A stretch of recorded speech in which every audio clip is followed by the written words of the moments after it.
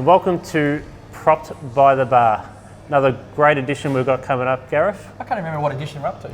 Well, is it about 8 or 9 or something? I think it's 8, but anyway, we're at new location. Thanks, Cam O'Keefe. We're at West End Hotel at 98 Little Malop Street in Geelong. Just across the road from the cellar door, and Cam has been super accommodating, letting us sit in his front room. And, but they've just had a relaunch, so make sure you get down here. It's looking fantastic, and try one of their steaks and their great wines. So thanks for having us, Cam. Gareth, another big month in real estate. It's been another absolute shockers, and you know, every month on month, it just seems everybody you talk to is busier and busier and busier, and I don't know how we can get any busier. Like it's just, I don't actually. Most people you talk to in the industry now, they're so busy, and they just can't keep up, and it just hasn't waned. And the risk is now is when will it wane? Yeah. When will it slow up? When will it start to cool? And no one really knows. And it's becoming more and more obvious that it's not going to happen tomorrow. Yeah. That, you know, what's happening is we're getting some fundamental changes in the way people live and the way people want to live. And probably COVID started that. Yeah. But now it's like the popular thing, and it's just going to keep going for a while. We've got a halo effect. Yeah, it'll be interesting. Like May now, and we didn't have a traditional spring season last year. So there was very little stock. There was less than half the amount of stock from the year before. So this is a bit of a lag, and I think that demand is way outstripping supply, and that's why we're seeing. And we're seeing still this massive increase of what I would call non-qualified purchases. People coming down with no idea about where they're buying in Geelong. Torquay has become so hot, and if you go to every auction, there is half a dozen people at the auctions bidding that have never been to Torquay or never lived in Torquay or in this region before. So, and those prices keep going up and up and up and get hotter and hotter. There's been some great sales this month. It's huge. One of them that just came across my radar yesterday is 2 Rafe Street in Newtown. This is a big one. Which we did preview as a property of the week. The quote range on that was 6.75 to 7.25, and that has now sold. And whilst Dale Whitford's been very tight-lipped to the price, I understand and can only assume that it's close to that range. Yeah, I was told it's in the range somewhere there, which is fantastic because that signifies a huge increase. That property was originally bought for about 3.5. There was a large area of it was cut off as well, so it was reduced in size and then sold for that sort of number. It shows you the strength. But my understanding is that is a record house price for Geelong now. Yeah, and we've also had some unprecedented commercial deals. Yeah, we've got a 3.7% yield on an auction, which I don't think we've ever had before. No, in Belmont. So Belmont too, in the High Street. Yeah, corner of Regent and High Street. Well done to Darcy Jarman and the boys who did that sale. Sold to a girl from Queensland, a lady from Queensland. So not a local purchaser. At a 3.7% yield, I really hope their vendor bought them the biggest bottle of champagne, because that is a record thing. Now you've got to understand that property, really solid property, a chemist with a medical doctors there, all that sort of stuff. It was a solid property anyway. But to get that sort of yield in Geelong, it's unheard of. Yep. And 2 commercial ones we were involved with was 43 Gerringham Street. Yeah, that's a ripper. 73 square metres sold to an owner-occupier, mind you, 975, which represents almost 14,000 a square metre, which I don't know of any sale in the CBD that's... Oh, there's one. So you outstripped it. Because you made the record with 43 Gerringham Street. Oh, yep. And then you nailed it again at about 4 days later. Street, 4 days later at Paco Street. So when you make a record, you've got to let it stretch out and get the most out of it, Mike. Yeah, well, we did for 4 days. Well, I was walking down Pakenham Street, and I was going to get myself some sausages for the local Oz kick, and I happened to look at the window of the Paco, and who I see standing in front of the window is Mike. For a moment there, I thought you were selling me some prosciutto, but it turns out you're actually auctioning the property. Yeah. There was 300 odd people there. It was a big auction. There's a big crowd, and Paco's always going to attract a big crowd, but 90 square metres, going to be sold vacant, and we sold that at 1.36, so it's $15,111 to be exact per square metre, which is unheard of, really. So really good buying, I think.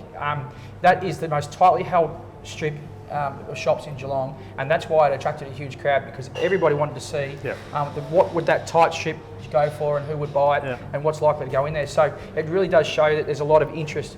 I reckon although you only had 2 bidders a day, I reckon there was probably another 5 or 6 other people standing there who could have bidded or would have bidded, or are active people in the marketplace that I've seen at other auctions. Yeah. So I think that there is still quite a lot of way to go with this.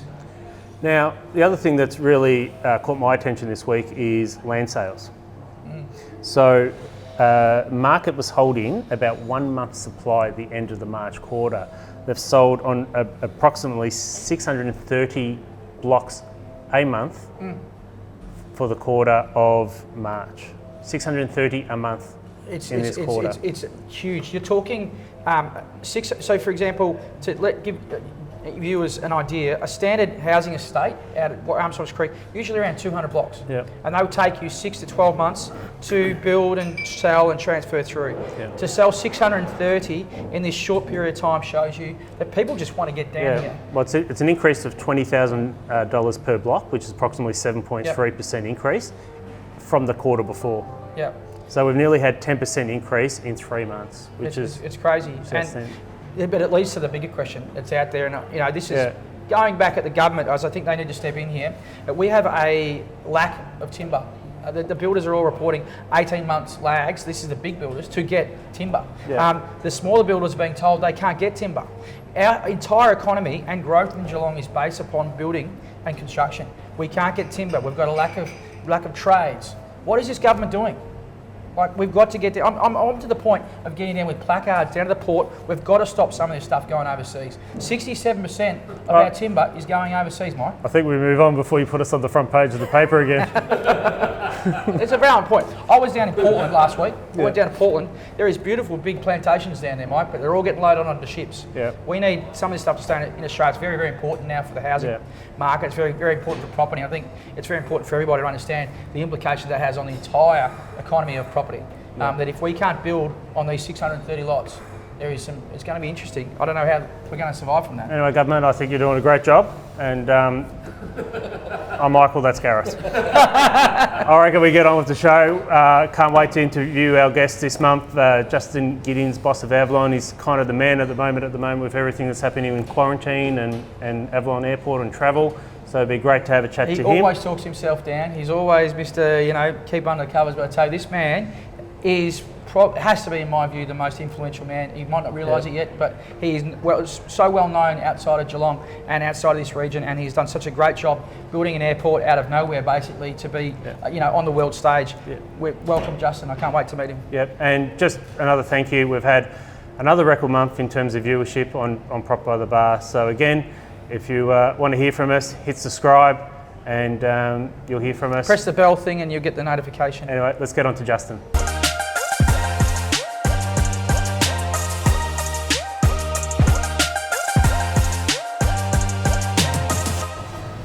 And it's time for our guests this month.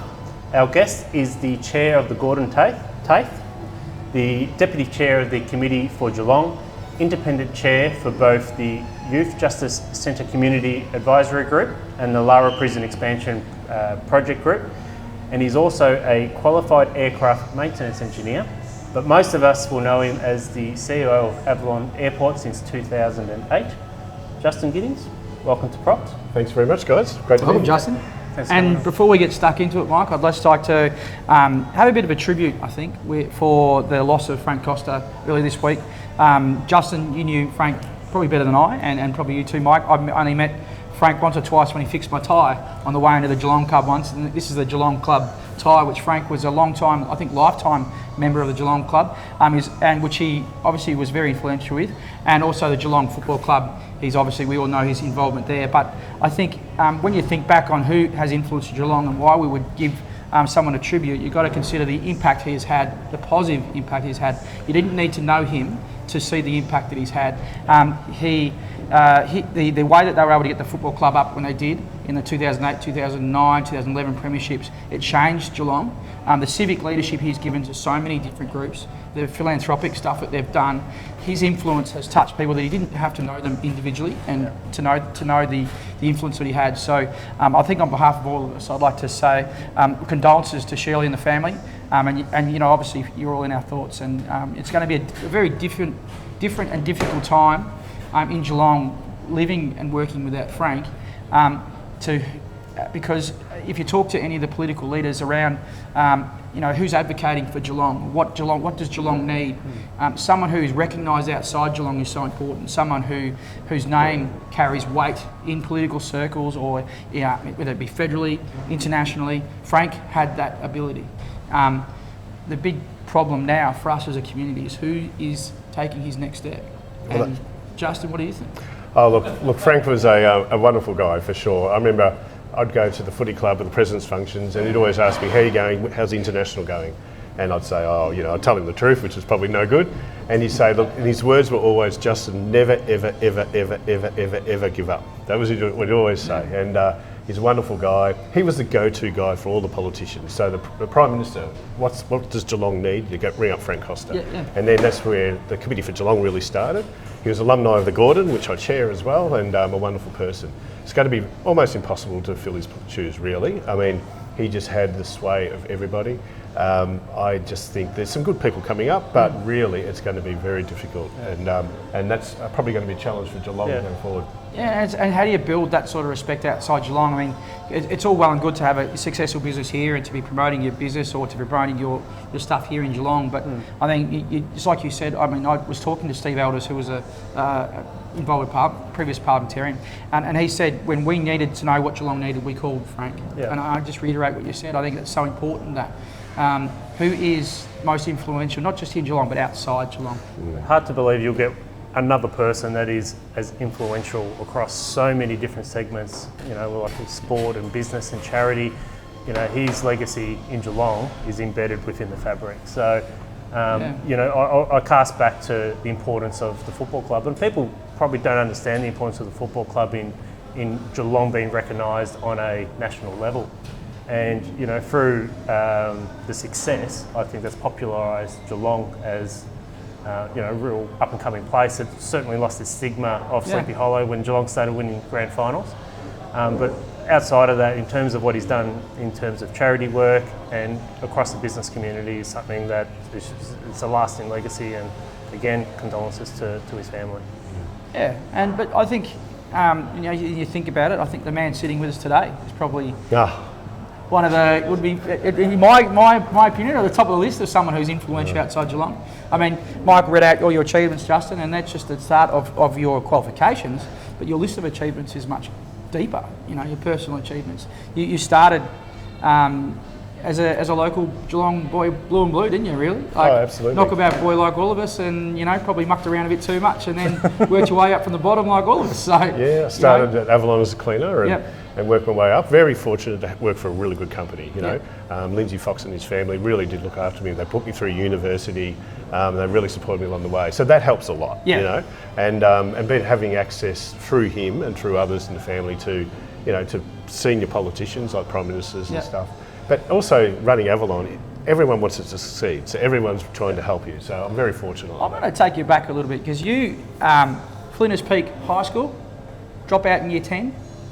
Failed year 10. Yep, and failed year 10, but they did put me up on probation. Yep. So, got back in, got a bit of homework done by the look of it. Captain of the under-16s football team for North Shore. Yeah, that's right, premiership. Got one kick. So you're pretty sporty. Yeah, I was. I loved my sport. I loved my footy and my cricket. Yep. And but I sort of stopped that a little bit too early, I think. So that's probably one of my regrets. He's done his research, hasn't he? Yeah, he has. And then obviously you finished school. You got in your first. You were unemployed for a bit, I understand. Yeah, I was unemployed for about 3 months. Uni, and then you went out and took a job. Just I think an ad hoc sort of job. Scrubbing the chemicals and all the crap off airplanes. That's right. So the dirtiest job at the airport. Dad asked me to ring a guy called Billy Nichols, who was working out there, North Shore guy. Yep. So I rang him. He got me an interview. I went for an interview. Didn't get the job, but then they rang me back later and I got it in. So I started as a cleaner. So that means someone started the job and didn't like it. Yeah, that's right. That's exactly right. And I remember rocking up the first day, and I was in my Reebok sneakers, and they were wrecked after one shift. The pumps, the Reebok pumps. Yeah, that's right. Yeah. And it was, but look, I look back on it and I'm so grateful for my journey because it's just made me who I am, and I wasn't ready for uni. There's no way. If I had gone to uni at 18, I would have failed. Well, I can't say I was much different because I went to uni and just failed for the first 3 years. Mostly just played a lot of footy, loved playing footy, and I was the grand poobah at the university. And my university studies were pretty well going out the back door before I figured out myself. So we don't all grow up at the same pace, and we all sort of work out our place in the world differently, right. don't we? But then there was another point in time that sort of changed you when you had offered a cadetship. Was it an apprenticeship? Yes. Out there, and so the ownership of the airport changed. Is that right? Yeah. So I was offered an apprenticeship. I was helping an engineer one day as a cleaner, and the foreman came over and said, "You shouldn't really be doing that, but how about you come and do an aptitude test and become an aircraft maintenance engineer?" I thought, "Oh, beauty, fantastic." Did the aptitude test, failed again. Serious, but I did. But they still let me do it. And so during that apprenticeship, Asta closed, and I went across to Avalon Airport.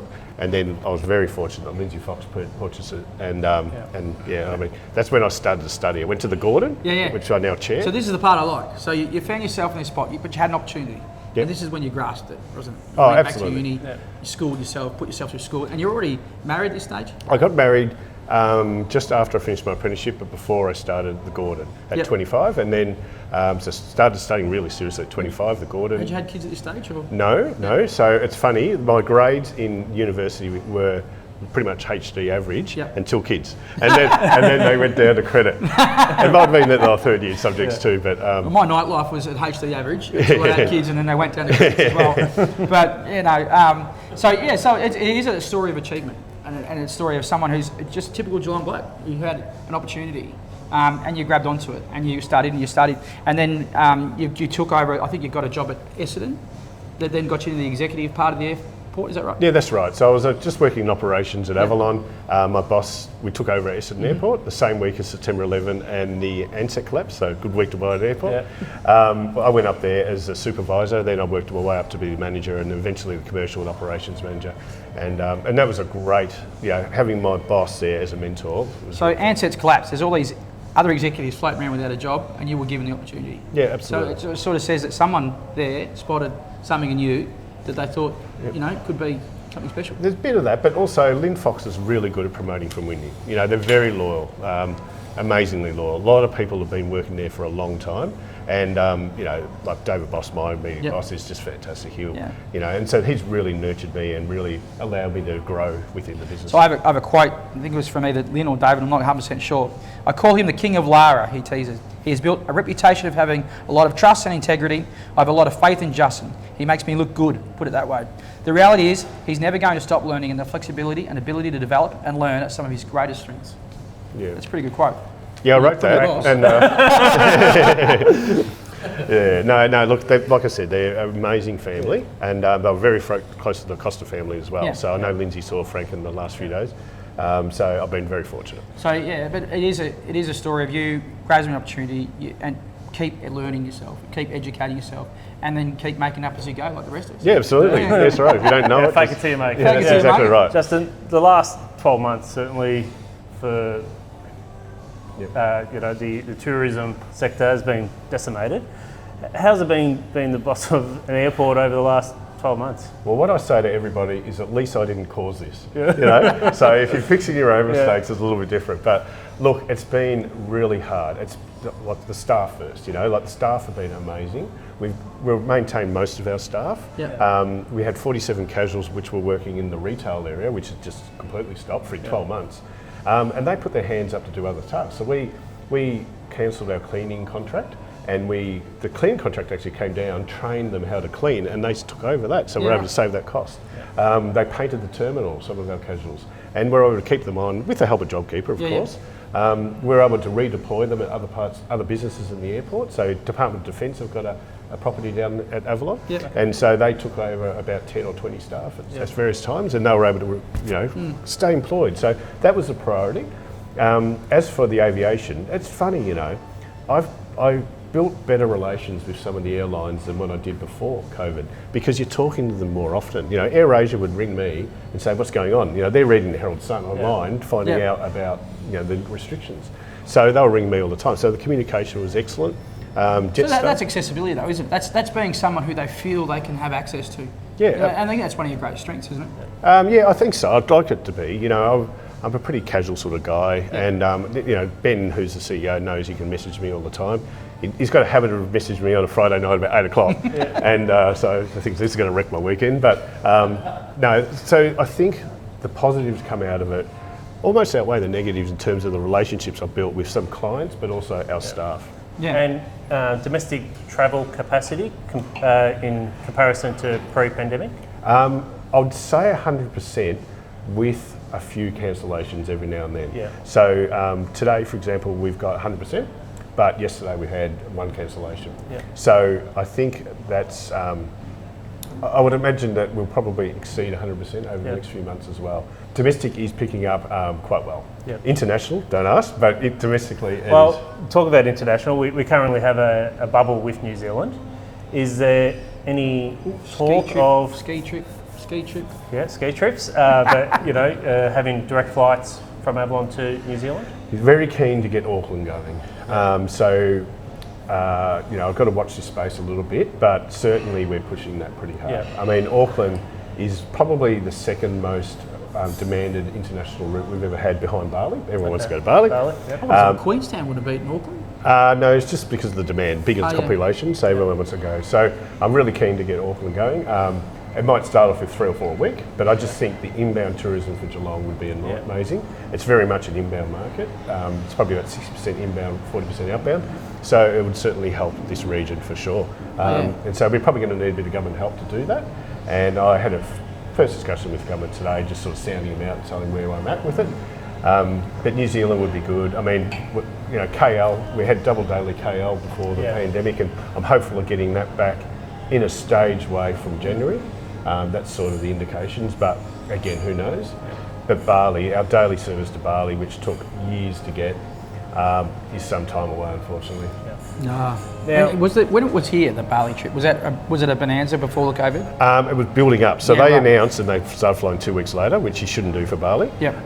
But it was starting to pick up. I'd been on it already, and it was great. Free trip? Yeah, free trip. Quarantine. Avalon had a proposal to have all international flights come into Avalon and quarantine on huts, if you like, or purpose-built accommodation.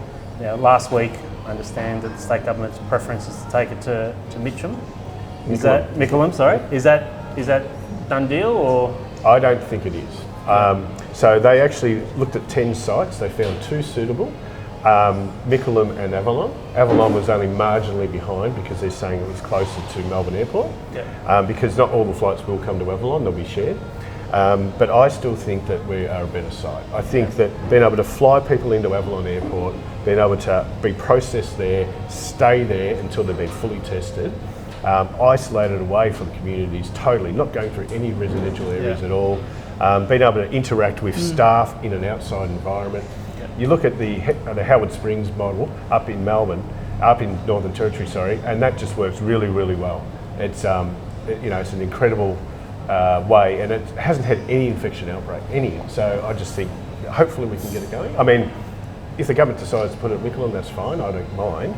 It's not a big commercial one for us, but it certainly is, I think, a way of getting confidence back in our industry, and that's what I want to see. As long as you keep them in the quarantine. We don't want them down in Geelong when they've got it. No, absolutely. Well, no, absolutely. And the staff and stuff, most of the stuff would come from Melbourne. Out there you've got so much stuff going on. I remember valuing your airport for a rental review for Qantas in 2008. Okay. I'm sorry about that. Oh, jeez. But I remember just going through all the sheds, and they're fascinating, these big old hangars. And there's even one of the hangars, there's a big, what do they call where you put bombs? What do they call it? Explosive store. And apparently that's where the American planes, was it the Vietnam War? They used to fly out of there, and that was to cover half of Asia, basically out of Avalon. So that's how it was developed. Is that right? I don't know. I've never heard that one. I've never ever heard that one, but it is right. I understand that's how it was. And so those old hangars, they're obviously mostly obsolete. I think Qantas might have extended them a bit to get the tails of their planes in, and they had a lot of money spent on fire systems and things. But otherwise, they're become mostly obsolete. Recently, one of the hangars leased to Victoria Police, which is interesting. So they've got alternate uses now, haven't they? So, which is really interesting from a property point of view, taking a property like that with your vision, obviously, and being able to take those hangars and find other uses for them. And you've got so many different things out there now. Is the bus manufacturer still out there? No, he's not there. So that was a long story, that one, for an off-air sort of conversation. But no, we did. So when I took over in 2008, we basically were so reliant on the Qantas group. Yep. So we had Qantas out there in all the hangars, and we had Jetstar flying solely. Yep. So we recognised that was a big risk. So now, and Qantas left, and so now we've really been able to diversify. So we have the water bombers are out there, so DELP lease a hangar, and they do all that in one of the hangars. We have Department of Defence, we have Victorian Police, and we use one of the hangars for freight. And we've got a film happening in one at the moment. I heard, a mini-series, so American mini-series. That'd be pretty cool. Yeah, it is. And Have you ever tempted to float in and out of the back of set? Well, I never have, but there's a few of the guys do, don't worry. They're pretty, I think, they're pretty sharp. In that time, that 10 years, it's developed and diversified so much from a property point of view. It was really impressive. And then you mentioned to me once that you've got a rower line planned or to do something with the train station, a new check-in system for the airport and become a bit of a logistics hub. Yep. Is that do you want Absolutely, to yep, so for sure. So the main issue with Avalon is making sure that people from Melbourne are willing to come down and fly without having to get a cheaper rate. Yep. So basically we want to get that demand up. And the way to do that is rail, and that just has to happen. By 2025, Sydney will have 2 international airports with rail, and we won't have one in Victoria. It's because Melbourne Airport's not till 2029. So we think we can get rail going really quickly. Our plan is to have a station on the existing line, so there's no heavy rail works at all, and eventually we'll run a shuttle from that station directly to the plane. So we'll have a direct service on a my-key fare of $3 or $4 from Melbourne down to Avalon, where they can, and that will just give us a great advantage. And of course from Geelong as well. So people will get off, check in, and eventually check in at the station. So that's a really good plan. It's getting a lot of support. Hasn't been announced by the state government. I need it to be because they're talking so much about If you're watching this, Mr Andrews, we need a bit of funding for the rail. I've told him plenty of times, don't I? So, that would be really good, just to get us in the study of that fast rail corridor. I think, I feel like we're behind in infrastructure a lot, and we sort of lag to give these projects enough quick enough decisions and a quick enough funding. I mean, for me, the railway line should have been fixed between Geelong and Melbourne years ago, and this station should have been there years ago. I mean, it makes only perfect sense. You go to Sydney, you get off a plane, and you get onto a train within about 5 minutes, and you are where you need to be within half an hour in the middle of George Street, Sydney. Yeah, that's right. It's ridiculous that we can't do that in Victoria. It does put us way behind everybody else in terms of logistics. Talk about a logistics hub. You've got Cotton on there. Are they loading straight onto planes and stuff? No, they're not, but we are looking at that because I think that makes perfect sense. But the logistics hub definitely is a really good opportunity. You look at Bay West, for example, which has got a little bit quiet, I know, with the sale of the Port of Melbourne, but Bay West, locating that there will give, the perfect, you'll have the sea, rail, air and road. And the ultimate intermodal hub for Australia, really. And so I think that logistics in that hub is probably, the future of the airport in 15, 20 years, for sure. That's a really good opportunity for us. I want to ask a couple of quick questions before we go. Disneyland. All the Disneyland stories. Can you shed some light on that? Well, the funniest one was I wasn't the CEO then. But I was down there, and Tim Anderson, the CEO, and I were there, and we're in the middle of this paddock. It was 40 degrees, and these 3 choppers flew out, and they had Lindsay Fox with them. And this big guy from the Disneyland got out, and I'm not a very good American accent. He goes, "Wow, this place is great. You got the water, you got the Yuyangs, you got the road near Melbourne, Geelong. This is fantastic. Thanks, guys. Thanks very much. I'll see you again soon."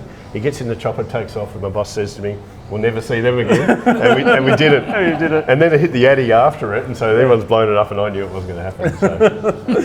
So. Selfishly, I want to ask a question. Lindsay's car collection. Can we get his museum in Geelong? No, I don't think you've got any hope there. They've just done all that up, and it's a great spot. Maybe we get a visit. Maybe you could bring it down for visits. Like the air show. Well, that's in November. December. Yep. December now. Yeah. That's going to be. That's like 39,000 people. So surely we could get a bit of a car show on the back of that. Yeah, maybe. They're pretty expensive cars, though. I was just going to move away from Avalon. Okay. Just quickly to your role at Gordon TAFE. Trade shortage. So I've just got permission from the CEO to actually be able to say that the Gordon's just committed, I think it's about $5 million to expand the plumbing, electrical, and what's the other trade? Plumbing, electrical, and isn't it, carpentry. Carpentry. And so that will expand. So because that's just going gangbusters, we're full, and we really need to grow that. So that's out of the East Campus. But the Gordon's going okay. There's a big funding announcement yesterday by the state government, which will really help us a lot. But you look at the alumni coming through, like Frank Costa was one, and some of the people who have come from there have just been fantastic. It started my career, really, and so I'm chair at the moment, but I'm stepping down at the end of August. I've done my stint and I'm trying to do something else. So, but it's a wonderful institution, and I know people in Geelong really support it. So Gordon's actually a bit of a hero story that's sort of been unsaid in Geelong too, because when the government changed the funding model, Gordon was one of the institutes that moved and changed quickly to make the most of it, and it actually has, offering more courses. They've grown, they've renovated their entire buildings. They look great, by the way, heaps better than what it used to look with the yellow and red and all that sort of stuff. So now we've got blue and white, which is what it should be for Geelong. It's not all navy blue, which is glad you didn't get that up. But so Gordon is a hero story for Geelong that is unsung, and we do have this trade deficit that we're going to get this extra funding for. Is there any other development or future growth for Gordon? Are they looking to do anything more higher education or anything more than that? Yeah, probably not higher education, but definitely we want to focus on international, not at the moment, but I think there's a lot of growth there. But there's a big development happening at the main campus at the moment with the culinary school, the Davidson's restaurant. That'll be the crane we see going up. Yeah, that's right, exactly, and that's going to look really good. So it's almost, you've got both bookends covered then. We'll have you've got the tech school, which is a fantastic facility on Latrobe Terrace, and then on Fenwick Street you'll have another bookend, and we've got the heritage side, of course, on Gordon Avenue. So we've got to start focusing on really lifting the amenities there, because we want kids to come through who are going to the tech school anyway to say, geez, this is pretty good, I want to do this. It's an interesting time for trades, because you heard the timber shortage now at the moment. So we haven't got enough trades, but now we don't have enough timber. Yet all our finances and all our economy is really built on this housing boom that we now can't build with either labour or with materials. We've got a huge problem here, don't we? At the moment, we're seeing 18-month delays to get a house frame. I agree. And then the only people getting the frames are the big builders. The smaller builders, who arguably do better homes, are struggling to get timber. So there's a massive issue right now that this government hopefully can do something about. But the Gordon and the TAFEs like that are going to be a big player in that industry and in that discussion, I would have thought. Before we let you go, we'll go back to the discussion of civic leaders, Mike. I want to note that Avalon, you're in Avalon, not just on the Gordon, but you're involved. There's got to be 30 odd things you're a sponsorship of here. I have it on good authority. You're also a really good goalkeeper on the weekend. We got a photo of that from your mate Carso. You are a local lad, but you're involved in the community. You are very, very honestly, very philanthropic in how you conduct your business. You're a very accessible and approachable person. You're very clever and you know what's going on in Geelong, but you're also very well recognised out of Geelong. Are you not our next civic leader? No, look, definitely, everyone needs to be a leader. It takes more than one. It's especially to fill Frank's boots. But I think if I was looking at the best leader in Geelong, I'd say probably Brian Cook. Jane Den Holiday used to be fantastic as well, but she's left now. But if Brian, I know he's stepping down as CEO at the end of the year, if he was to hang around Geelong, he would be a natural one. Well, maybe that's what we need to do, Mike. We need to get Brian on this show soon. They put on him, he's got to stay in Geelong. We've got to find something for him to do. Yeah, exactly right. Well, we are getting the wind up. Justin, thanks for coming on. Thanks very much. We actually love your story, love what you're doing at Avalon, and hopefully we'll look forward to some direct flights from Geelong to Auckland soon. Yes, hopefully. Anyway, thanks for coming on. Thanks so much. Cheers. Cheers.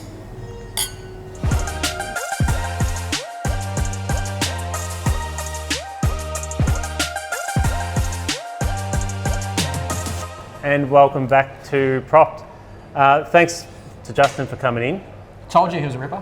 Absolute cracker. We're really excited for our guest next month. We've got Ross Peligria from the Peligria Group coming in, who is so passionate about Geelong at the moment. He's got a number of projects on the go, and he's really... They're being bullish. Yeah, real they bullish, are. Which is great. They're really, and they've really got confident on Geelong's future. Anyway. They are. They've invested here. They've got the Ford plant. They've got Cheetham Salts. They've got the Sands recently, the Sands Golf Course. Just to name a few. These guys are really investing in Geelong. They've got some big plans. I am, for one, really interested to see what they are. So it's going to be great. So tune in. To catch up. And it brings us to that time of the episode to wheel out... Before we do, I might just get a top up if I could. Oh, yeah. Just a reminder, we are at West End. We're at West End, and how good's this service, this bloke? So make sure you get down here. Get down here and have a go, because this place is great. Thanks, and Cam. the service with a smile too, which is fantastic. Anyway, we'll get on to property of the week. Yep, probably the week. So this week I've got 2 properties. Again, I've gone to my double. The first one is being sold by Ben Riddle from Buxton's, and we haven't had a property of Ben's on the show before, but they are obviously a decent real estate agency, one of the old ones in Geelong that's been around for a long time and done a lot. They're really successful and really good guys. Ben was good enough to let me walk through this property. He's only listed it on Monday. He had me through Monday at 10 o'clock. So he got us through to show us this property. And the reason why Ben brought it to my attention, which is really apt, because it is a typical Newtown home that hasn't been overly tarted up or renovated too much. It's just how it is. It's a big California bungalow, a weatherboardy type thing. Actually, it's probably a Queen Anne design, but so it's weatherboard home.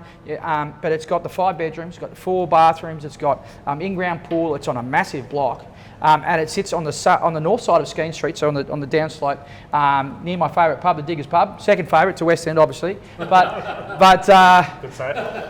and probably third favourite to Salador. But let's be honest, let's not start a competition here. But it's a really well located. The private school's close by, and it's in that precinct of Newtown, which the whole our Geelong property market really does hinge off what happens in Newtown. And the sale of this property will really interest me because it will give us that indication of where the market's going. Well, it's going to Newtown. Obviously attracts a lot of outside the region attention. Yep. So it's going to be interesting to see where Blue Chip sits right today.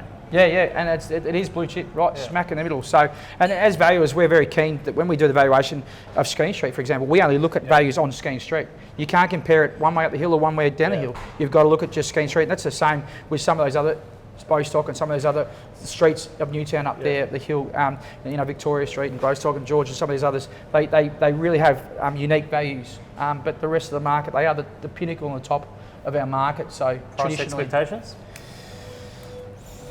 I don't want to say, but I think it's going to be well over $1 million and somewhere towards 2. Yeah.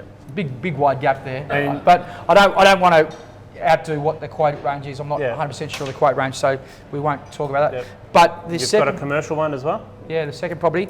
And I think everybody will be really interested in this. So on Little Ryrie Street, 16 Little Ryrie Street, and everybody will know it as the childcare centre. It's been there for a long time.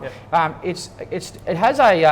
It's in some respects underleased because the child rate per child is only about $1,200 a child, where the average industry rate is about $2,000 a child. Okay, so it's underlet property.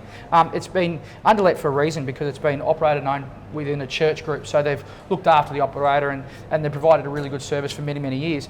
This property sits on 1,800 square metres of land inside the CBD area, next to, or just a couple of doors down from the ATO building on Little Ryrie Street. It'll be fascinating. We haven't had an inner city development site as such sell for a long time now.